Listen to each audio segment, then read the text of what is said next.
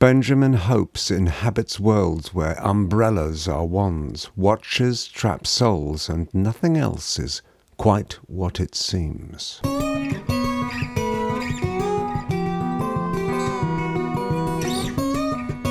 Book 1, Chapter 1. October 1961. A rusty afternoon in a London graveyard. Dark umbrellas are converged around a shimmering black headstone and a freshly dug grave. Powerful gusts carry with them horizontal bullets of rain. Murmuring with discontent, most of the assembled scurry in the direction of a dark brick building, tired starlings bound for tea and chatter. The exodus reveals a small boy with an elderly male companion. They are gazing at the mound of earth piled to the side of the hole. The boy thinks it looks like the work of a giant mole. Attached to his navy blue jacket, the youngster's head is encased with an oversized and sodden hood. In his left hand he grips an unopened, wooden-handled umbrella. It looks like the small twin of his companion's. The old man, to the boy's right, holds the youngster's free hand. He is dressed in a long dark coat that displays a row of strange, angular-looking medals. For his headwear he utilizes an equally soaked ushanka. Abruptly resting his tightly bound umbrella against his thigh, he struggles to relieve a circular silver item from his inside pocket. Once the glinting metal is finally in his hand, he shakes it and then, with a tilt of his head, positions it at his ear. Born 1877, died 1961. What do those words say, Grandad? One of the few remaining mourners approaches, a grey-looking middle-aged man. The boy's question goes unanswered. Never looked a day over 21. We were certain she'd make at least 88. I followed your lead. Apparently you haven't considered this the right time to... Be sure to keep your treasures safe. Remember, all magic is a curse. His heart pounding, the child nervously tracks the man as he strides off in the direction of a small peripheral group, and then onwards to a narrow, car-infested road.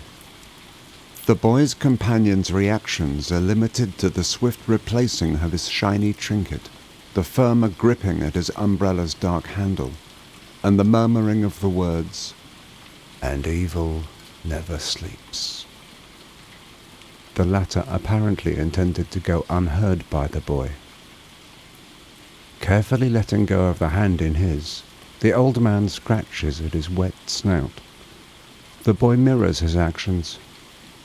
Today, it's me that gives up my queen. Anyway, my boy, the words on that headstone, let me put my specs on.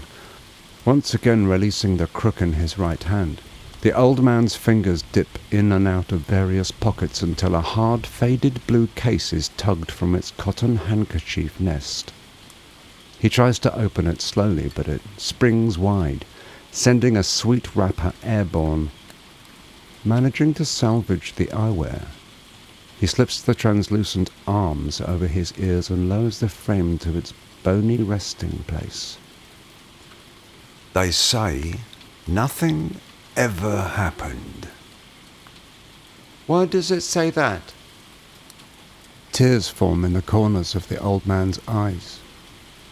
Retaking the boy's hand, they stand, shivering and staring through the rain. Because, Benjamin, your Nana wanted to pass on a very important message. What message, Grandad? She was reminding us to really live.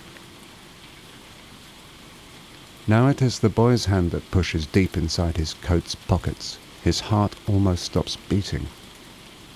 That is, before a narrow metal edge burrows between the nail and tip of his middle finger.